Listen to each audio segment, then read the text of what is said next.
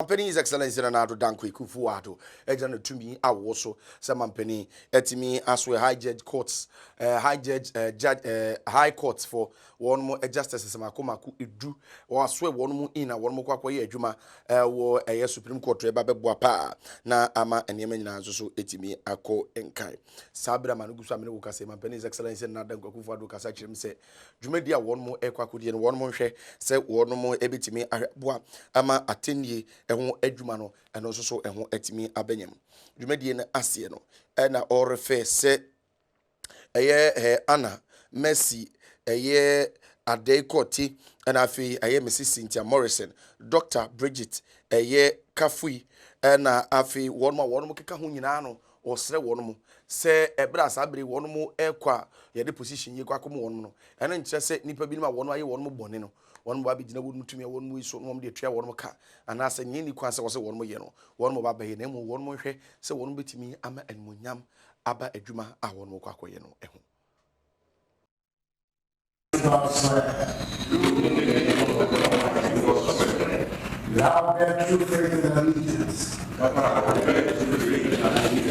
It is essential that you exhibit that you are honest, possess integrity,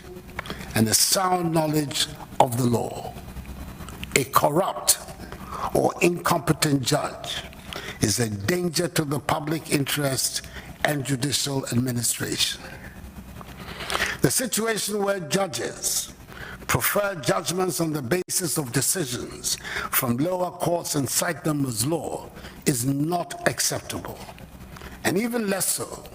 when judges cite no authority at all for their rulings and give orders without reasons. You must be learned, know your case law, and ensure your decisions and judgments are properly motivated. The principle of stare decisis, the ancient common law doctrine of precedent, has been and continues to be the time-honored foundation for the coherent development of the law and should not be lightly discarded. Let me use this occasion to repeat that the dispensation of justice requires an application of the laws of the land must occur in the hallowed words of the judicial oath you have taken, without fear or favor. I was avoiding to answer National Quenim. Have you impimi no ene edruno abato mu no bi abon nsam de ama Dr. Alhaji Mahmoud Bawumia ekrampo ansa na be 2016 ni mom se papa die we economic wizard eba ne sesi kasam ntoto ya said ya chese na niezi fa abere na nadwene mu dogo mu no opani bitimi atena se din na waye calculation is balancing the equation na sikano 5 billion yenya 5 billion Ghana cedis ya long division minus a year divided by that subtraction na utiti bi free mu a unya tax kakra wo de be ko aha wo de bi she ha ebeboa pa magana sika sematimi akonkan Dr. Alhaji Mahmoud Bawumia ye economic wizard na yemo ensam fa manuel ye eni ensam ye kura ma ne yere second lady Emma Samira Bawumia be ka se ni kunu ye economic wizard nti abadi sika sam tutu ya obi ankara no ntum abusuafo yetu abai wie ye ne edi mu nkunimu afedie Dr. Alhaji Mahmoud Bawumia odi America adwane afiri economic wizard yi hu na wakwa ye digital man na eno manfo bi ka se David doctor David we dia ho nya field ye ni monipa ko tu fo na ba bia wakwa share sa digitalization no mo wa ma Ghana kra fi sa bre wo nya digitalization ana di sika ba begu nkrofo butum enti kai kanedo se do bi de bo onwom no kai kanedo no na sentu America economic wizard na koye wo ne ma no biem na sei die Ghana ye bre ana hu se Ghana sika sama tete apansema wi duntu die musa mo akoni adua edwonkolize no ena wo pe bebi ade wuti akwakoshe na eno nam so ma Dr. Alhaji Mahmoud Bawumia kasa chem ze da bi omo mo kasa asem ni nyina omo yeti bonko so na ukure ni omo bon why na say digitalization wono eye ho adwuma no emfa so bi amre wo man Ghana hwe ebimemu ha obepiem ho manfo se wo kasa an ebimemu de obepiem ebimemu a digitalization nsema be fu kwantempon fidie so no ye nim nyansa wom ICT ye hye da nim hu nim de nenso wobetimi aka ni prenye premfa se bebia Ghana ye duro word map so in terms of digitalization no. Oh what? Why obi ani ho abibi memu nyina wo pe o manya sabere etumpon eba digitalization a Ghana enti abaya yade na momiempre wo no mo enti wo ka ne plane fa e de akire wo manfo nyina se obi aka na koma mfa nto ne yemachia ne nso mui enam digitalization yeso amesi kasem a adwemkolize ne nyina no wo mo ba beye ne nyina straight e de sie na so bra ne hwe ene Ghana card yankopon da roma Ghana card yi enya ye traveling document ya anesa eno achi no sabri yenya eye e-pay mobile banking ene ade ne nyina eye through digitalization obi ntimi nwia obi a enti sansema wo manfo eka no eye rodorada sem enti yembu ne nyina evadu na abusafo ye ntra sam no so ne nko anim ena anu adanya sem kotwa eno ya ewo so ame and saying na wotwetwe mu no ade o manfo a wono mo ewo so ame magazine so ame run about ho no wono mo hyase ye wo ye kire ade tu no nyamfo sa eche mensa bonsu se da bi no kure nie ne ye koso ewo so ame ho ne de nye enti gebetimi ampanifo hwe na wono nye bibi emfamfa ho enti wono mo ye wo ye kire ne no ana nrai ono nyamfo sa eche mensa bonsu ye na dwene se wo kọ na wono o manfo wo so ame Acquah kasa nyame nko a gabuchafo opani majority leader in parliament enki etwa na so ba ko di fi ho amuhu ade enko opini ho ne nyina asem ne nyina yetietia asem ne nyina yetietia ene se wono kasa chem so no nyafo se chairman sabonsu wonye dwuma bia oto ame ho aburo koko aburo dokoro pani se de no komo dokoro akoda foforo tro wonye hwe ene che se ne da bia wo so de a no aba betra ayi so ame ho what radio so and wo parliament and yes my lord abusafo mo hwe chese da no de wo suyi onunyafo se mi chebe zabunsu esu enkrofo yi boni tutuo ho onunyamfo ehu wanya hwe wa ehu animguase ehu free hako ehu yampe wa ehu na we agipie wata na wato na we at scraps eti so magazine ho no amse mo dem nyanya abotre apolice for the neighbor eti we economic attacks and a police for the kremu yes 1 or 2 na one month na ntenteno anti police back we kura na su kom de no wo jinsu anom na kwabrade atweskra bibi was when you pagya ye so lucky na police back she helmet and is wodi ni tire na she helmet no wodi gi ayi scribe no na gbe ere bo mu na ebu yi kanya sa da gurunwafo o se chairman sabonsu enka wodi dem na so ba ko ni wanke ka persons with disability a enka bebu ni din na ebere wonya akonya wo kasa na kasa chairman sa no kore dia won mo ye na no kore yampa etwa se won mo ye dia won mo ye no na enmani mu ya won mo hwe emekwan ye enam so ame ho akofa sa so ame run about ho a adwunkolize no won mo atimi aye edia mo won mo. The contractor who has, as I said, been able to procure the bitumen and within the next couple of days is coming to complete what he has started. That is the reshaping of the roads and the application of another overlay of asphalt. So in the next 3 days, the hope is that we'll begin applying the asphalt and hopefully, let's say the next 2 weeks or 3 weeks, we should be able to finish with it. But the reason why we are here, to assure the artisans that this is what is about happening, and also to appeal to them that in the very near future, the government is going to begin the construction of the interchange at Swami.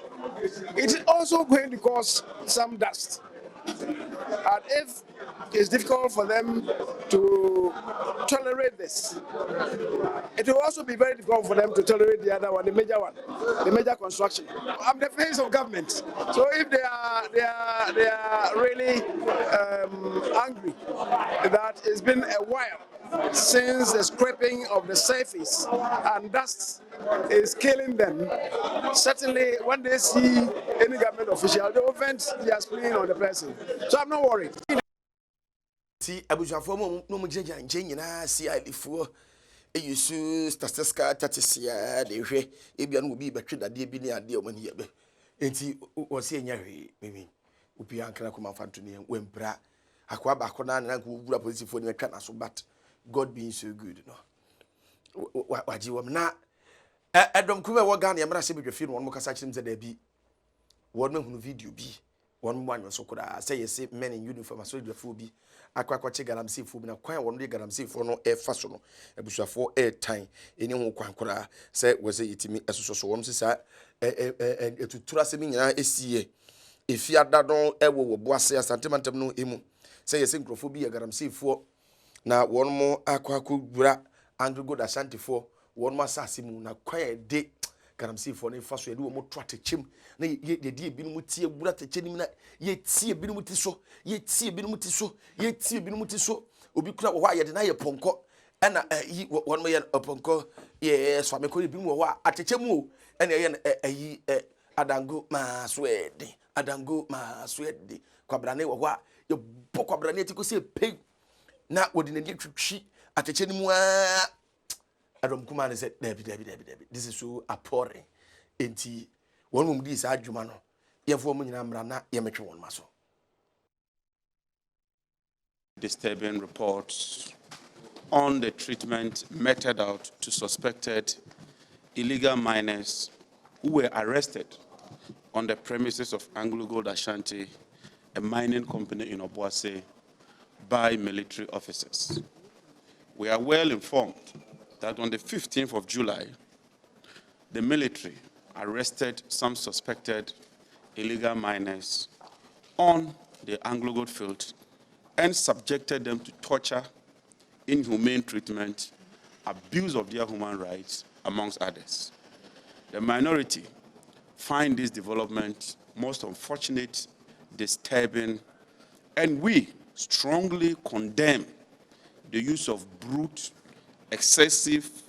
and disproportionate force in the so-called fight against illegal mining.